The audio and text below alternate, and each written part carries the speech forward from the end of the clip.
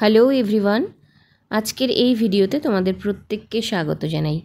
এই ভিডিওটির মধ্য দিয়ে তোমাদের সঙ্গে শেয়ার করব কতগুলো পার্মানেন্ট সেন্ট্রাল গভর্নমেন্ট জব ভ্যাকান্সির আপডেট। তো প্রথমেই যেটা বললাম যে এই প্রত্যেকটা পোস্ট কিন্তু পার্মানেন্ট পোস্ট এবং সেন্ট্রাল গভর্নমেন্টের পোস্ট, কিন্তু অল ইন্ডিয়া লেভেলের প্রত্যেকটা রাজ্য থেকে এবং প্রত্যেকটা জেলা থেকে সবাই অ্যাপ্লাই করতে পারবে। এক্ষেত্রে সেরকম কোনো নিয়ম নেই যে মাধ্যমিক বা উচ্চ মাধ্যমিকে হিন্দি কম্পালসারি হতে হবে। যেমনটা DSSBতে যে টিচিং বা নন টিচিং ফ্যাকাল্টি বা পিজিটি, টিজিটি, পিআরটি যেই পোস্টগুলো কিছুদিন আগে বেরিয়েছিল, সেখানে আমরা দেখেছি যে হিন্দিটা বাধ্যতামূলক ছিল। এই পোস্টগুলোর ক্ষেত্রে কিন্তু সেরকম নয়। কি কি ক্রাইটেরিয়া রয়েছে, কি কি কোয়ালিফিকেশান রয়েছে, সমস্ত কিছু জানবো এই পোস্টটির মধ্য দিয়ে। তবে প্রথমেই বলবো, যারা ইন্টারেস্টেড রয়েছে তারা কিন্তু প্রিপারেশন শুরু করে দিতে পারো। আমাদের পশ্চিমবঙ্গ থেকে অনেক ক্যান্ডিডেট কিন্তু এখন অল ইন্ডিয়া লেভেলে এই NVS, KVS এগুলোতে র্যাঙ্ক 1 হচ্ছে। চেষ্টা করলে কিন্তু অবশ্যই এই পোস্টগুলোতে তোমাদেরও নাম থাকতে পারে। কিন্তু কম্পিটিশানটা যেহেতু অল ইন্ডিয়া লেভেলের হয়, সেই জন্য কিন্তু প্রিপারেশনটা খুব ভালো করে নিতে হবে এই পরীক্ষাগুলোর জন্য। আর কিছু কিছু পোস্টের কিন্তু অনেকগুলো করে পোস্টও দেখতে পাওয়া যাচ্ছে। চলো তাহলে কি কি পোস্ট রয়েছে দেখে নিই। প্রথম থেকে দেখতে পাচ্ছ assistant section officer group B post রয়েছে। তারপর audit assistant, junior translation officer, legal assistant, stenographer, unreserved OBC, ST, SC, ST সব কিছুর জন্য আলাদা আলাদা কিন্তু এখানে পোস্ট দেওয়া রয়েছে। আর JSA জুনিয়র সেক্রেটারিয়েট অ্যাসিস্ট্যান্ট, এই JSA কিন্তু অনেকগুলো পোস্ট রয়েছে। আনরিজার্ভদের 145টা, SCদের 67টা, এভাবে আরও পোস্ট রয়েছে। এবার ল্যাব অ্যাটেন্ডেন্টটা সম্পর্কে বলি। ল্যাব অ্যাটেন্ডেন্ট হয়তো অনেকেই জানো। ল্যাব অ্যাটেন্ডেন্টের যোগ্যতা হচ্ছে ক্লাস 12-এ কেউ যদি সায়েন্স নিয়ে পড়ে থাকে তাহলে তারা অ্যাপ্লাই করতে পারবে। আর না হলে ক্লাস 10 পাস করার পর যে একটা কোর্স হয় ল্যাব অ্যাটেন্ডেন্ট রিলেটেড, যেই কোর্স, সেই কোর্সটা করে থাকলেও কিন্তু এই ল্যাব অ্যাটেন্ডেন্ট পোস্টে অ্যাপ্লাই করা যাবে। তারপর মেস হেল্পার রয়েছে, মাল্টিটাস্কিং স্টাফ রয়েছে। এই প্রত্যেকটার জন্য কিন্তু আলাদা আলাদা ভ্যাকান্সি তোমরা দেখতে পাচ্ছ। আরও রয়েছে ফিমেল স্টাফ নার্স। তো আমাদের পশ্চিমবঙ্গ থেকে এখন অনেকেই কিন্তু নার্সিং ট্রেনিং করতে ব্যাঙ্গালোর বা ওইদিকে বাইরের দিকে যায়। তো তারাও কিন্তু এই পোস্টগুলো, কিছু কিছু পোস্টের জন্য কিন্তু অবশ্যই যোগ্য। তো তোমরাও কিন্তু এগুলো দেখতে পারো। এই নোটিফিকেশানটা আমাদের টেলিগ্রাম চ্যানেলে এই পেজটা আমি শেয়ার করে দেব। আর তাছাড়া ফেসবুক পেজ রয়েছে যে, সেই পেজেও কিন্তু আমি এগুলো শেয়ার করে দেব। এবার এই নোটিফিকেশানটা হচ্ছে নবোদয় বিদ্যালয় সমিতি, অর্থাৎ NVS যেটাকে আমরা বলি, NVS, KVS মানে কেন্দ্রীয় বিদ্যালয়, নবোদয় বিদ্যালয়। তো সেই নবোদয় বিদ্যালয় থেকে এই নোটিফিকেশানটা রিলিজ করা হয়েছে। আবারও বলছি, পার্মানেন্ট পোস্ট এবং সেন্ট্রাল গভর্নমেন্টের জব। যারা একটা সরকারি চাকরির জন্য খুবই কষ্ট করছো, পরিশ্রম করছো, পড়াশোনা করছো, তারা কিন্তু দেখতে পারো। তোমার যোগ্যতা অনুযায়ী, তোমার সাবজেক্ট অনুযায়ী যদি তোমার পোস্ট কোনোটা থেকে থাকে, সেরকম স্ট্র্যাটেজি বা প্ল্যান তৈরি করে কিন্তু প্রিপারেশন শুরু করে দাও। আর এর বাইরে কোনো হেল্প লাগলে বা গাইডেন্স লাগলে অবশ্যই কমেন্ট সেকশানে জানিও। আমি যতটুকু জানি চেষ্টা করব তোমাদেরকে সাহায্য করার। এবার এই সমস্ত পোস্টগুলোর জন্য যে যোগ্যতা বা এলিজিবিলিটি ক্রাইটেরিয়া বলো, যেটাই বলো, সেই যোগ্যতাও কিন্তু এখানে লেখা রয়েছে। প্রত্যেকটা পোস্টের দেখো পোস্ট অ্যান্ড এলিজিবিলিটি ক্রাইটেরিয়া এখানে লেখা রয়েছে। তো সমস্ত কিছু পড়তে গেলে অনেকটা লেন্দি হয়ে যাবে ভিডিওটা।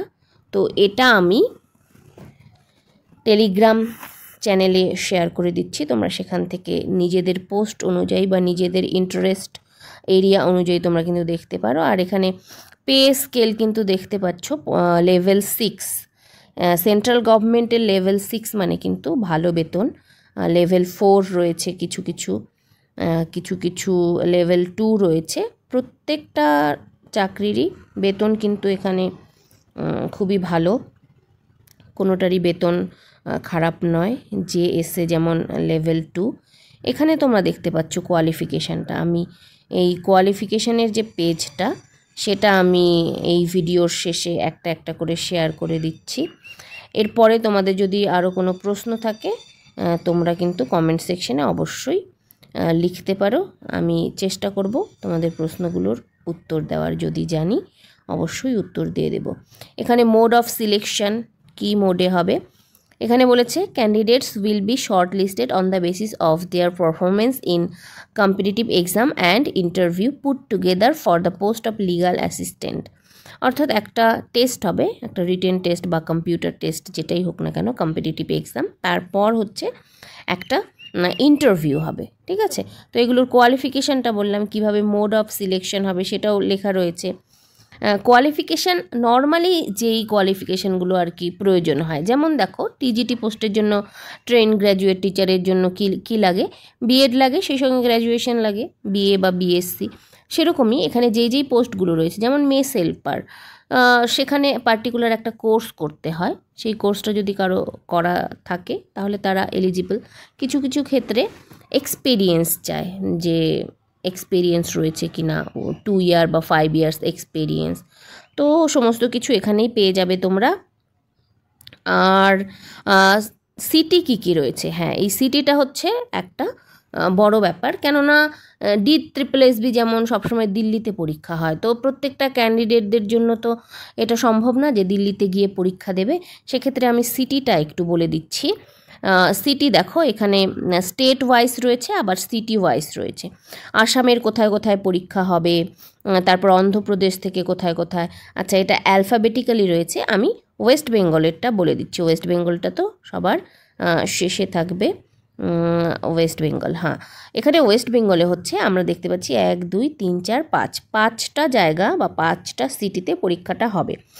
কলকাতার আশেপাশে যারা রয়েছে তারা কলকাতায় সেন্টার পাবে, বর্ধমানের আশেপাশে যারা রয়েছে তারা বর্ধমানে সেন্টার দিতে পারবে, আসানসোল একটা সেন্টার রয়েছে, শিলিগুড়ি একটা সেন্টার রয়েছে। অর্থাৎ আমাদের নর্থ বেঙ্গলের ক্যান্ডিডেটদের জন্য কিন্তু এই শিলিগুড়ি যে সেন্টারটা সেটাই কাছে হয়, শিলিগুড়ি মালদা, বিশেষ করে শিলিগুড়িটাই মোটামুটি কাছে হয়, তো শিলিগুড়ি কিন্তু তোমরা সেন্টার পেয়ে যাবে। তো যারা যোগ্য ক্যান্ডিডেট রয়েছে তারা কিন্তু অ্যাপ্লাই করে দিও। আর কি এটার সিলেবাস, তোমরা যদি সিলেবাস সম্পর্কে আরও বেশি বিস্তারিত জানতে চাও অবশ্যই কমেন্ট সেকশনে জানিও। কোন পার্টিকুলার পোস্টের জন্য তোমরা সিলেবাস জানতে চাও বা অন্য কোনো কোয়ারি যদি থাকে অবশ্যই কমেন্ট সেকশনে জানিও। এই হলো সিলেবাস, মোটামুটি সিলেবাস। রিজনিং থাকে, তারপর জেনারেল অ্যাওয়ারনেস, কারেন্ট অ্যাফেয়ার্স এগুলো থাকে, ল্যাঙ্গুয়েজ কম্পিটেন্সি টেস্ট থাকে, জেনারেল ইংলিশ থাকে, জেনারেল হিন্দি।